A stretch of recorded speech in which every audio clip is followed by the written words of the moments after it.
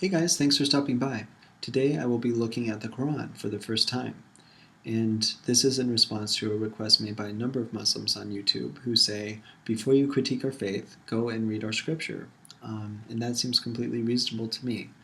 And the Quran is easily accessible, and taking at least a cursory glance doesn't take that much time. Now, their argument is similar to one made by many Christians who say, if you've read what I've read, the New Testament, then you would realize that Jesus is the Son of God. You would believe what I believe, and you would become a Christian. Now, I'll put in a disclaimer here. I'm actually an atheist, and reading the Bible more closely when I was Catholic helped push me toward my current stance as an atheist.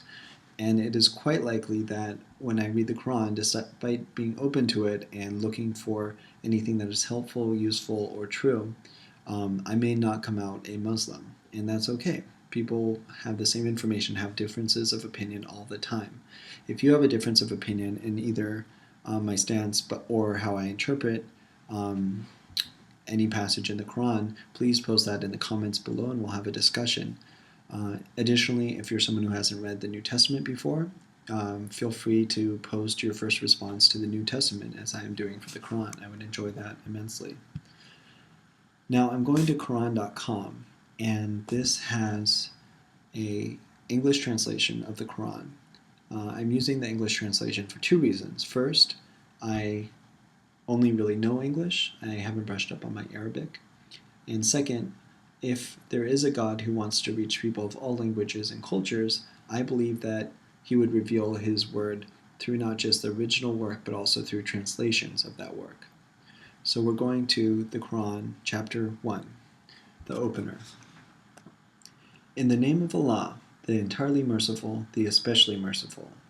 All praise is due to Allah, Lord of the worlds, the entirely merciful, the especially merciful, sovereign of the day of recompense.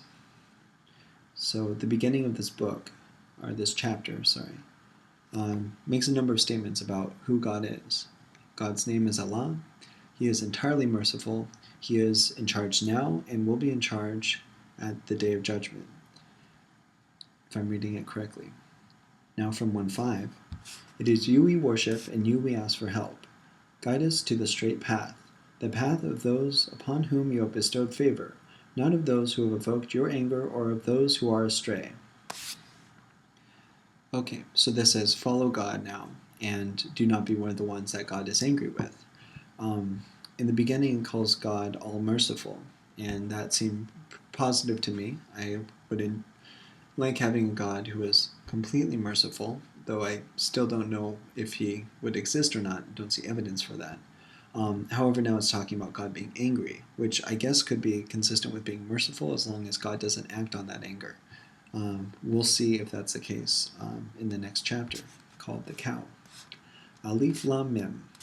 I do not know what that means. If you do, put it in the comments.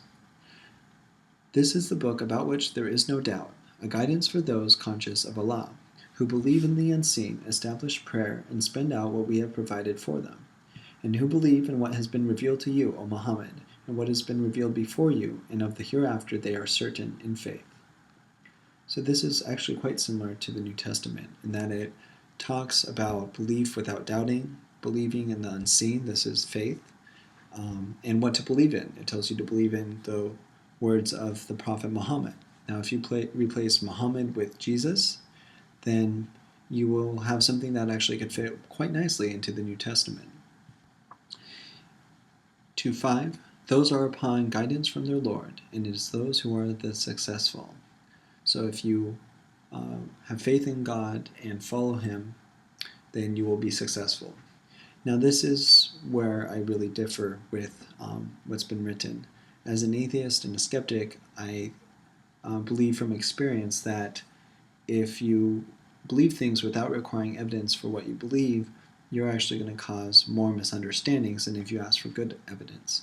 And I don't think of faith as a positive thing. That sets me apart from both Islam, but also apart from Christianity. 2:6. Indeed, those who disbelieve, it is all the same for them whether you warn them or do not warn them, they will not believe. I find that actually to be quite true. If you're a Muslim and a Christian tells you that you're going to hell unless you convert, you probably aren't going to listen to what they have to say. Conversely, if you're a Christian or an atheist and a Muslim tells you that you are going to hell, then you are probably not going to care to listen to what they have to say. Fear doesn't do a good job of encouraging people to understand each other. And so I agree with 2:6. 2:7. Allah has set a seal upon their hearts and upon their hearing, and over their vision is a veil, and for them is a great punishment. So this is talking about Allah blocking someone from hearing, preventing them from hearing, and then punishing them for not listening, if I'm reading it right. And that seems like a fairly nasty trick. It doesn't seem just or merciful, as we're taught the God or Allah was in the first chapter. So this is not actually a God I would want to follow, someone who keeps people from hearing him and then punishes them when they don't listen or don't follow. 2:8 says, "And of the people are some who say, 'We believe in Allah and the last day,' but they are not believers. They think to deceive Allah and those who believe, but they deceive not except themselves and perceive it not. In their hearts is disease, so Allah has increased their disease, and for them is a painful punishment because they habitually used to lie." So again, it has this idea of Allah taking someone who is made a mistake or doesn't have full faith, has a disease, and increasing their disease. This really doesn't square with the God that I believed in when I did believe. I thought of God as a parent figure, someone who would help me overcome my shortcomings. Now, Allah doesn't seem like the person to help you with that. 2:11. "And when it is said to them, 'Do not cause corruption on the earth,' they say, 'We are but reformers.' Unquestionably, it is they who are the corrupters, but they perceive it not." So 2:12 at least has said that they are wrong, but they aren't necessarily aware that they're wrong. And I think that's actually a step up from where many conversations go, where if you don't believe what I believe, then you are being maliciously deceptive, and you know that you're wrong, but you're pretending that you aren't. It's very accusatory. It doesn't give the other person any credit for being authentic. So if you just say you're wrong, but you don't really know it, then that is a step up. 2:13. "And when it is said to them, 'Believe as the people have believed,' they say, 'Should we believe as the foolish have believed?' Unquestionably, it is they who are the foolish, but they know it not." So this essentially says if someone calls you foolish and they're the ones who are foolish.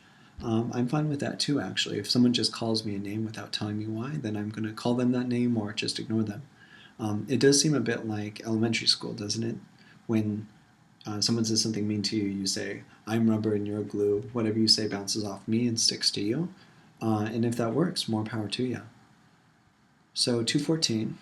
"And when we meet those who believe, they say, 'We believe.' But when they are alone with their evil ones, they say, 'Indeed, we are with you. We were only mockers.'"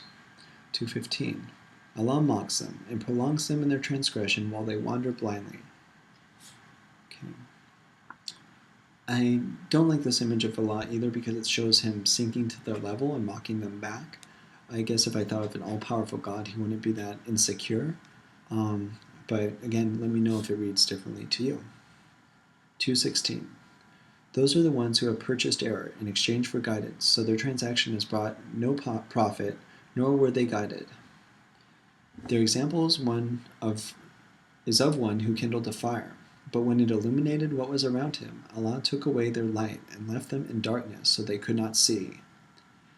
Now we have this sense of Allah as someone who would steal the light or take away the light from someone who worked hard to make a fire so they could actually see and understand their surroundings. There's hardly any other example I can think of where someone rewards an individual trying to understand by taking away their ability to understand and calls it a good thing. So I'm liking this Allah less and less. He'll keep people from hearing him and then punish them for not listening. He will increase disease. He will take away people's light. It's not even close to someone who I would respect or follow, even if they did exist, to be honest. And I'm kind of wondering where that God from the beginning of the first book went, from the beginning of the first chapter. Now, 2:18 says, deaf, dumb, and blind, so they will not return to the right path. Okay, well, we're almost out of time. I tried to set a goal of 10 minutes for this. So I'm going to skip ahead to a positive verse so we end on a more positive note.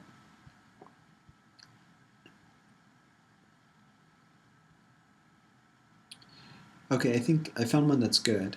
It's 2:25, and it starts with, and give good tidings to those who believe and do righteous deeds, that they will have gardens in paradise beneath which rivers flow.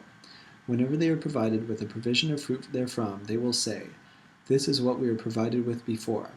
And it is given to them in likeness, and they will have therein purified spouses, and they will abide therein eternally. So this, I believe, is talking about heaven.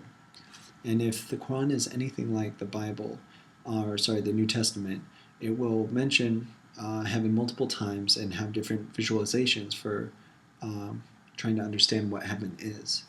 Now, this sounds like a pretty good deal. Gardens, rivers, sounds tranquil and nice. You have fruit, which is similar to fruit that you were provided with before. Maybe before is during your lifetime. So maybe that means that things that we experience in this lifetime are windows into what heaven could be like. If that's the point that is taken from this by Muslims, then it's very similar to what Christians believe as well. It does talk about having purified spouses, which I believe is virgins. That wouldn't be on the top of things I would ask for, not on the top of my list, but maybe they would be good conversation partners, so I appreciate the gesture. And I'd like to point out that it doesn't differentiate between gender, between male and female here. And so it seems like both men and women would get virgins equally. So at least there's gender equality in that sense. Now, I'm going to wrap up briefly. I found this really interesting. I think about half of it I found somewhat revolting. Wouldn't follow a God that was described in the beginning of the second chapter for sure. And don't see reason presented for one existing. The other half I found was nicer, was more palatable, and still no evidence for it, but I can see that there's a number of different claims made. Sometimes those claims are contradicting each other, and it really gives a lot of space for someone who believes something to find evidence to support what they believe. Again, leave any comments, and thank you for watching.